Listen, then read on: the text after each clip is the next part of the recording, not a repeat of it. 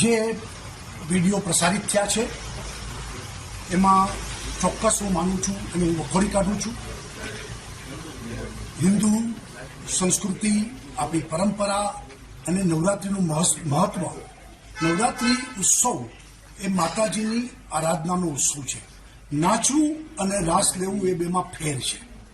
31st જે ઉજવણી થાય છે, નાચવાની ઉજવણી થાય છે.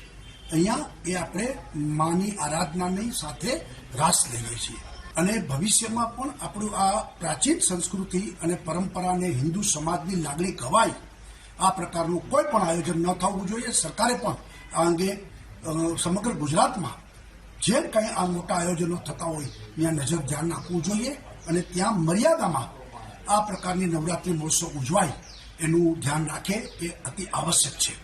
બાકી તો 31st કલ્ચર અને નવરાત્રિ કલ્ચરમાં વાસ્ટ ડિફરન્સ છે.